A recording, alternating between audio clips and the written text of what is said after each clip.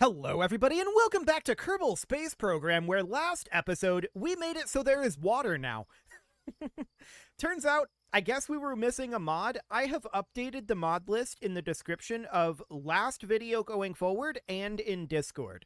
So at this point, we should have an updated mod list in the description, although I have not gone back and added it to all 116 previous episodes. That would have to be done manually, and that's a lot. So from here forward, it is updated. So that should be good. And let's hop into the VAB because we need to do a little bit more testing. We need to find out if we can find water from the standard survey probe, or if we need to have that narrowband water scanner. So we can load in this untitled spacecraft here just for testing purposes.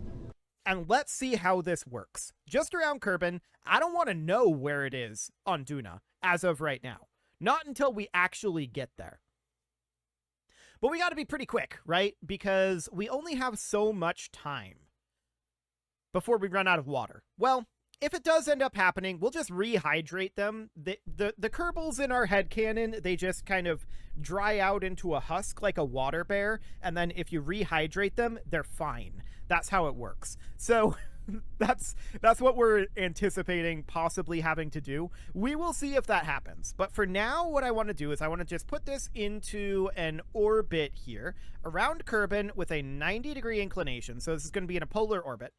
And that should do the trick. Now what we need to do is we need to perform our orbital survey, but we don't have enough power on this.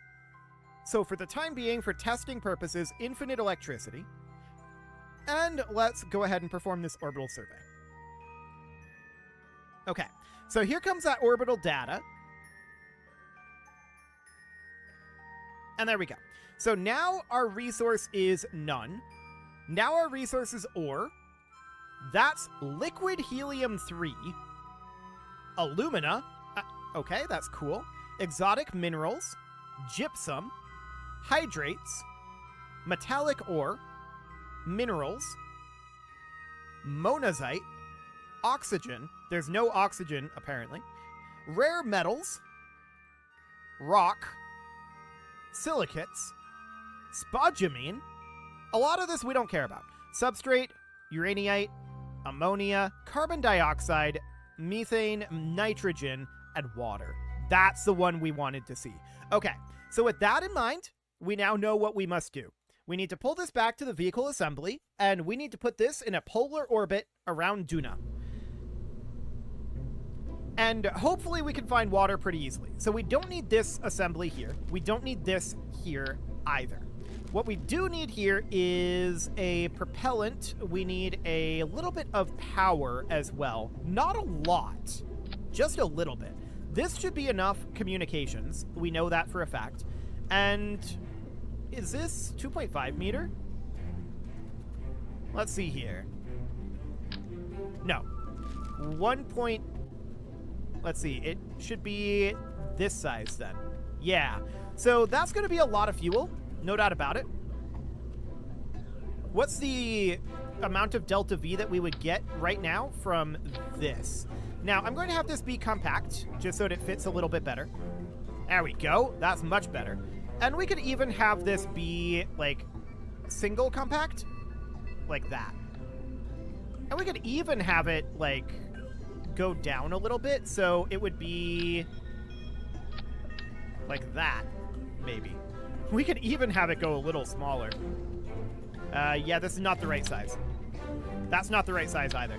I think this is probably good enough.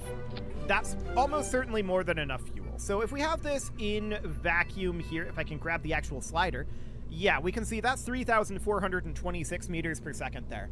That's a lot of DV. So that seems good, and then we would want to have a decoupler here. This might look a little bit messy here because we want this to be a TD25 decoupler, and you can see, yeah, the shroud here, not so great looking, but I'm sure it's fine. Okay, so let's go ahead and put on some Jumbo 64s.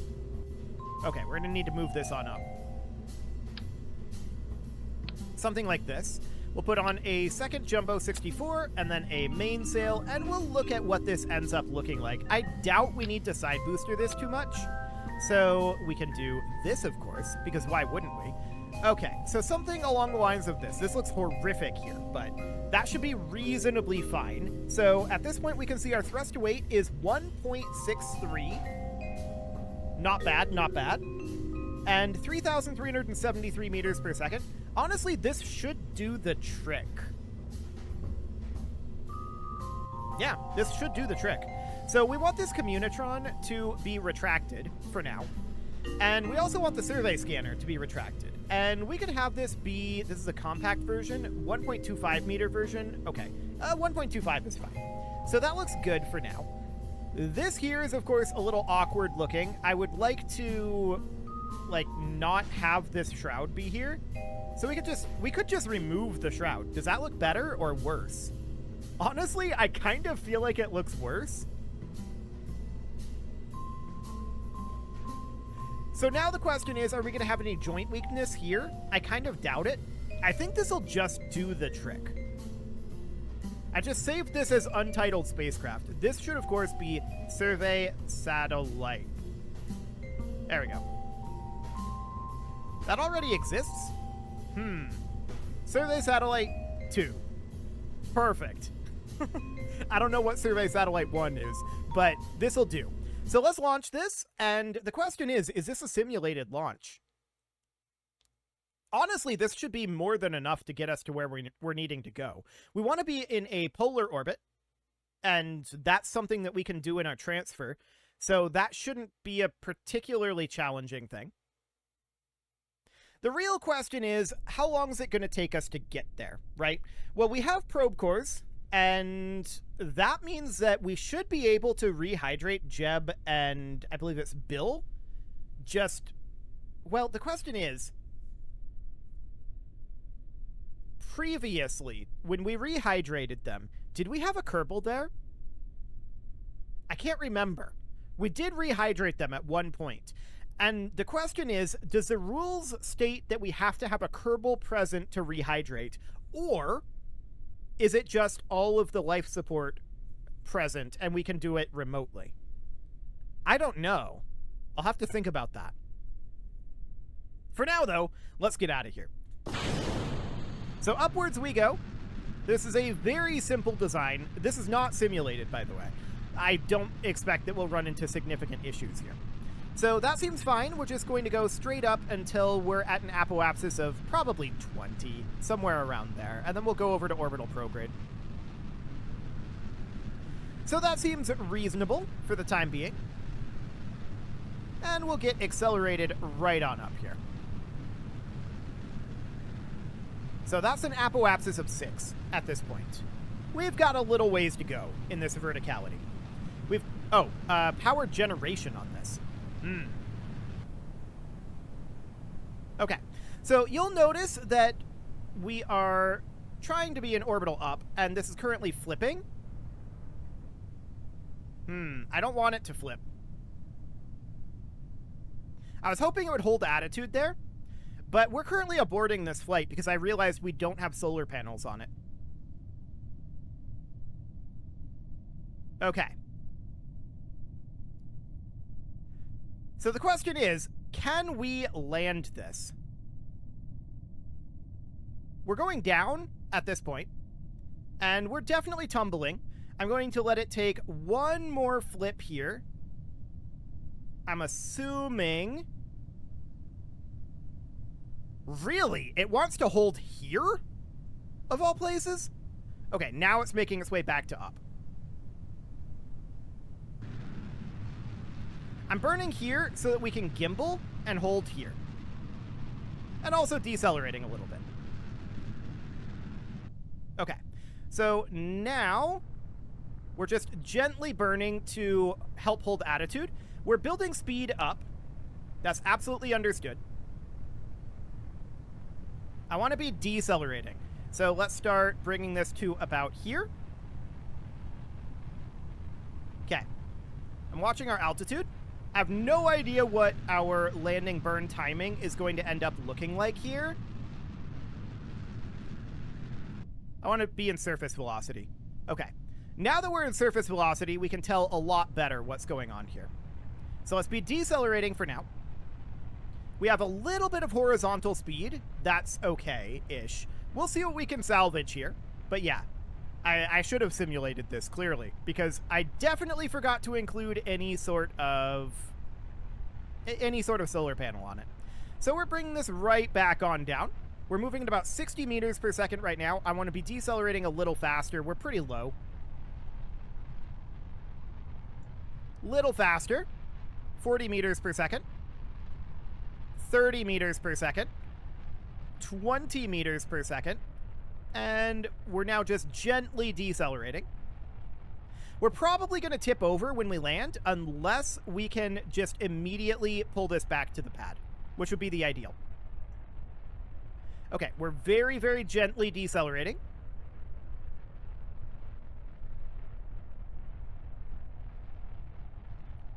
So if we can immediately recover, that would be absolutely ideal.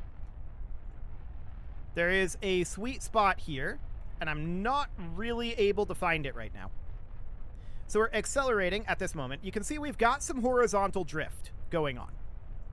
Not much we can do about that right now.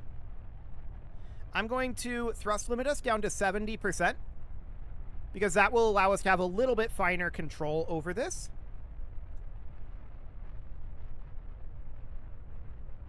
Okay. Need to be accelerating ever so slightly. We definitely have some horizontal speed here.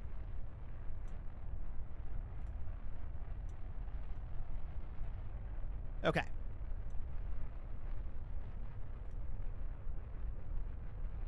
I'd like that horizontal speed to go away. That would be ideal.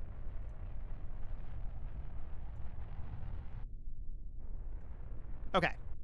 Can we recover? No. We're just going to tip. What survives? A little bit survived. So we'll recover this. It's fine. This is why we don't have it be unsimulated. So we're going to hop on back to the tracking station. But yeah, we were killed by our horizontal velocity there, and we had no real way to combat that. We could have, I suppose, a little bit, but it would have been dicey. It was not designed for that. That's for sure.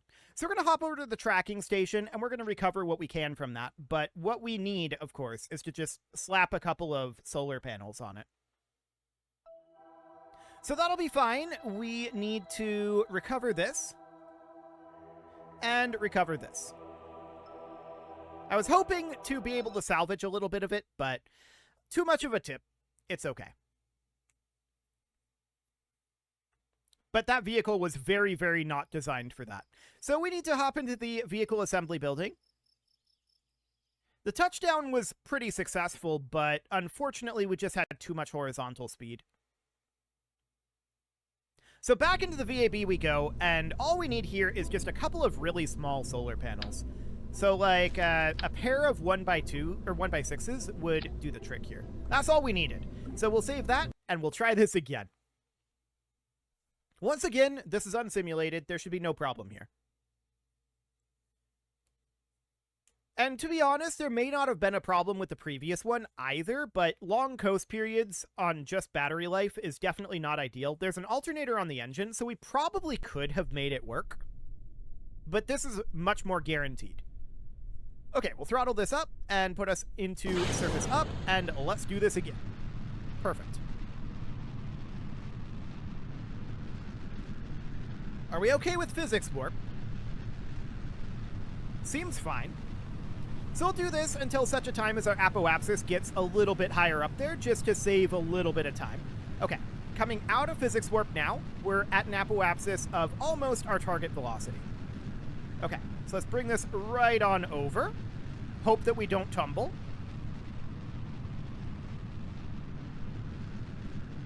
We don't tumble. So that looks good. Absolutely phenomenal, in fact. So our apoapsis is getting on up there. We're going to want to take this to horizontal velocity up right about now, actually. Ooh, that's a fast turn. But it seems okay. Seems safe. So we're just going to be burning purely horizontally at this point, and we just want to build up horizontal speed. Our orbital velocity is looking very good. So everything looks great here. We are going to be targeting a polar orbit, of course, once we get to Duna.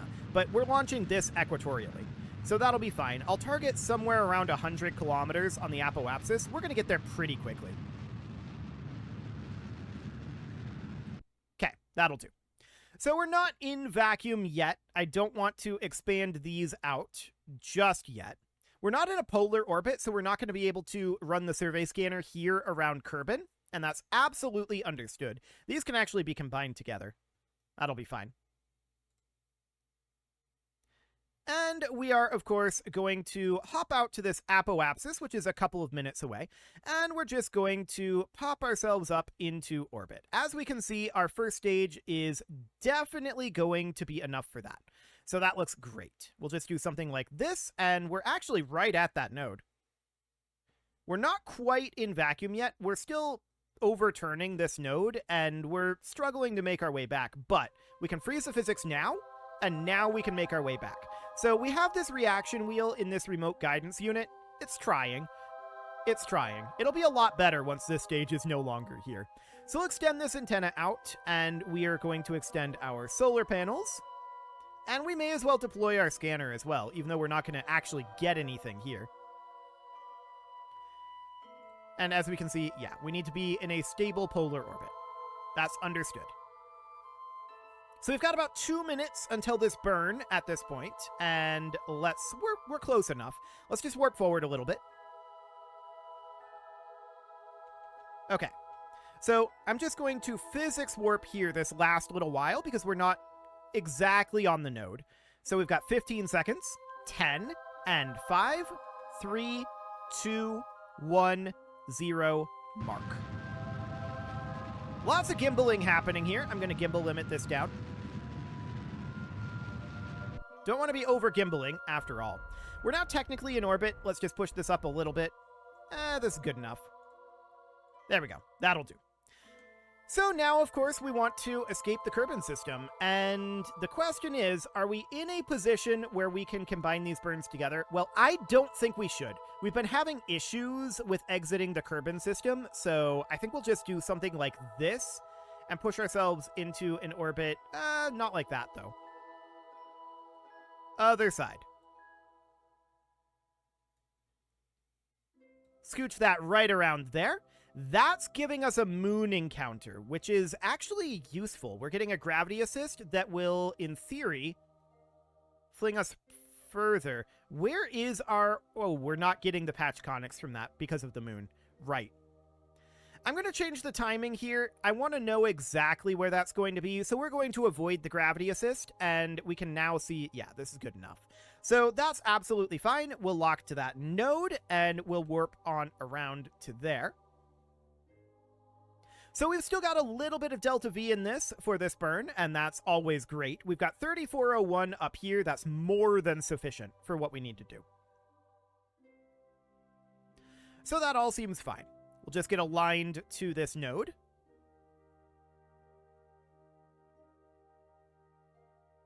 It's very close now. Not quite where we want it to be. There we go. And let's go ahead and warp this. Cool. So we've got about 5 minutes here. We definitely drifted a bit on that node. No doubt about that as we orbited around. So I'm going to time warp this last minute as we turn and try to get ourselves into a better position here. 30 seconds. 20. 10. And 3, 2, 1, 0, mark. And off we go. This is basically a pure prograde burn at this point. We're about to run out of fuel in this first stage, and that is a good thing. Oh, that is a lot of gimbal. Let's turn that gimbal limit down to like 5%. Okay, much better. That'll do. What's our thrust to weight on this even? Wow, 3.5? Okay. So that's definitely a lot. We're going to have to manually warp as we exit here. And that'll do. Okay. So let's manually warp so as to not break our orbit. Excellent. And we've now escaped from the Kerbal system. So now that we're out here, we of course need to set our target as being Duna. So we're actually very, very close to the descending node, but we're at 0.0 right now. We don't need an inclination change. What we do need is a better phase. So that's, you know, mildly problematic.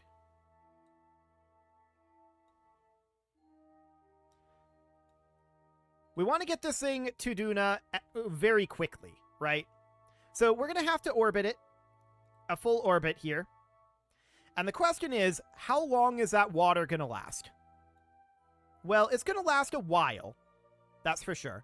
So that gives us an encounter there. And if we take a look at Duna and look at this encounter, this is actually not the worst encounter. It's quite high in the inclination, which is good. That's kind of exactly what we want. So I want to bring this in and just have it be passing right over Duna, about like this. Maybe a little bit more on the retrograde front, about right here. Yeah, that's about right. So right about there. That looks good. We'll align to that node. But this is going to be a pretty long warp. And the question is, are we going to run out of water on Duna? Quite possibly. If we have to rehydrate them, we have to rehydrate them. Let's see what happens. I believe we can go in here and we can look. Okay. So we do have some time there, but our food is running low. So we're going to need to go handle that. I'm going to quick save here, and then we're going to hop back to the tracking station because we need to go make sure that our farm is farming. I'm not convinced that our farm is farming right now. So let's hop over to the Duna core module probe. Hopefully it doesn't explode when we load in, but that's why I made that quick save. So when we hop in here, we'll get this loaded up, and we need to make sure that our food is fooding at this point. I suspect it's not because of a lack of carbon dioxide.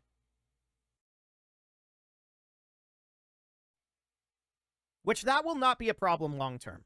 The game crashed. Well, good thing we just made a save. That's exciting. Okay, well, I will get the game restarted, and I'll be right back. Okay, so here we are with the game not crashed. However, the moment I zoned in here, all of the wheels exploded. So, okay then. Well, you know what that means. We need to turn on unbreakable joints, no crash damage, and then we need to reload it. So that is, of course, very, very, very sad. But if we can just get this reloaded up here, but this is going to bring us back. Yeah, we need to get that solved. The problem of the wheels exploding, it's just they're made out of explodium, right? That's all there is to it. It's just KSP is not necessarily 100% made for what we're trying to do here. It's about the spaceflight. It's not about necessarily colony building. That was part of the promise of KSP 2. But unfortunately for us, that's never going to happen.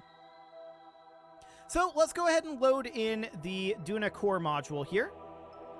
And let's see what we get. With the unbreakable joints and no crash damage, we shouldn't have the wheels be made out of explodium this time. We just have to remember every time that we're going to load in the colony, we need to have that on. And every time we're not at the colony, we need to have it off. Because I do want to be able to crash into things if the situation is right. Like, imagine if landing that vehicle that we did earlier in the episode, imagine if I had had no crash damage on for that. That would have been bad. But here, now we're fine. So, you can see there's definitely some wackiness going on over here. And this is what causes those wheels to explode, by the way. It's just a bit of a kraken. So, that's interesting. Our farm is operational.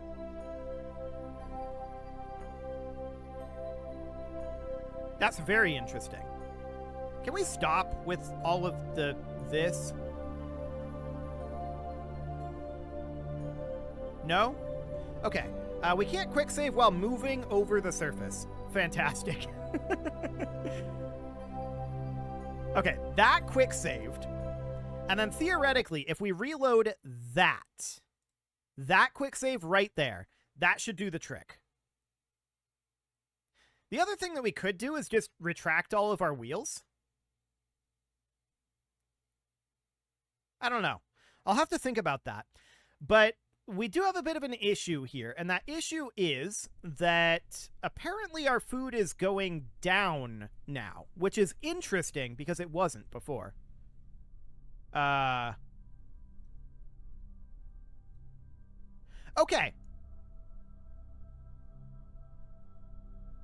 Our wheels are fundamentally broken at this point. So we're going to have to load a previous save. It should be... This is year 1, day 1 here. I think what we need is this one. Flights of 24, contracts of 2, flights of 25, contracts of 1. Okay. So this is a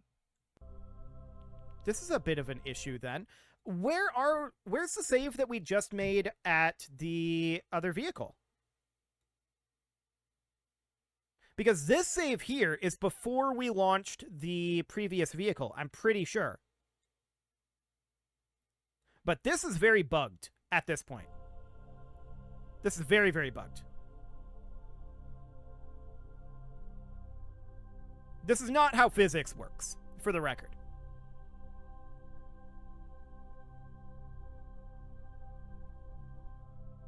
This is very not how physics works. I don't suppose there's water here now. No. No, there is not. So, I need to figure out how I want to solve this. That's going to be a problem. And unfortunately, I really, really, really don't have time for this right now. Like, as of this exact moment today. But we appear to be missing, like, 5 years of quick saves. Are they elsewhere in the list?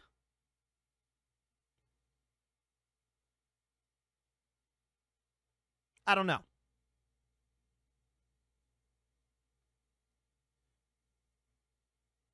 But they're definitely missing. And now, this is fundamentally going to be bugged forever.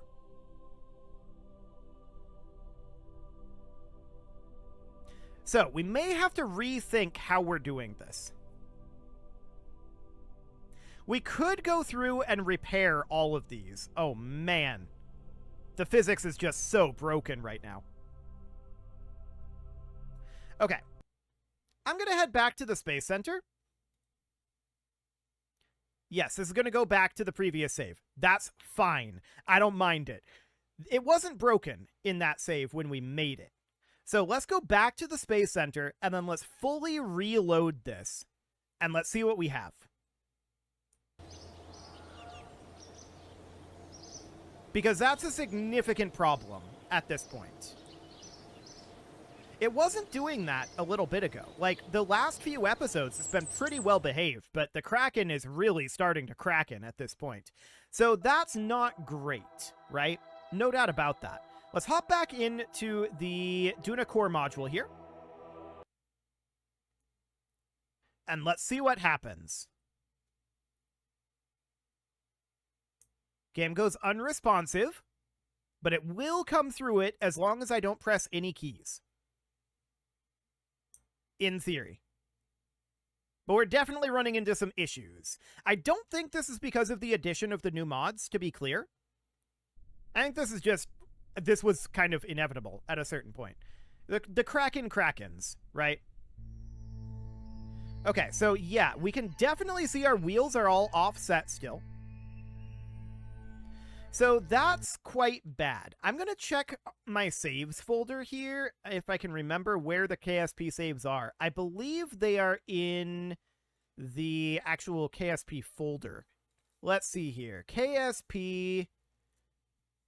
Here it is, Kerbal Space Program, saves, and then this would be for surviving Duna. So I'm checking this here, and I see from today, quicksave.sfs. And then there's also quicksave44.sfs, which would be from yesterday. So if we... This is the save that we're currently on. So this save is before we launched that previous vehicle. So this save should be clean. This should be a clean save here. Let's load this in. But I'm going to have to put a cut in very, very soon here. I'm thinking it'll be now, and we'll probably have a new vehicle launched. I think because of that, we have to launch a new vehicle. We'll see. But I think we have to backtrack to this save. And let's go into the tracking station real quick here, and let's see if loading it in fixes our Duna core module. I'm going to load into the Duna core module probe, which is next to it, and we can switch over. That's what I did previously, and we'll see what happens here. How broken is it? That's the question. This is obviously crackening, and we need to solve that. I still don't know why the food was net negative. We'll check into that, but for right now, the bigger issue is that we just need to deal with the Kraken, right? So, as we can see, it doesn't appear to be crackening when loaded here. If we hop over to it, it's not crackening. I'm going to quick save here. It seems fine. Okay. We don't appear to be mining here. So let's get some ore going there. And then stop and start. And then this one would need to stop and start. Okay. So there we go. We've got some ore coming in there. We are theoretically making our fertilizer here. We're theoretically farming. And let's see here. Food is negative. So I wonder if we're not farming it correctly when we're warping in another vehicle. We'll have to keep an eye on that. As it is, though, we'll just revert back to this save, and next episode, assuming I remember, which I should, we should have the launch vehicle back where it was before the Kraken hit. So we'll just keep an eye on this, and that should be fine. You can leave your offerings to the engagement gods in the form of likes, comments, subscribes, and bell ringings, and a very special thank you to all of the channel members for making this video possible, including ALS Gamer, Dark Horse, Ethan Feldman, Upper Cumberland Gamers, Nick Smarty, Dimitri H, Punching the Microphone, The Lounge, STL, Rornaz, and all the rest. And of course, you. Thank you for watching. If you'd like to support the channel, you can click the join button down below the video, and as always, I will see you all next time.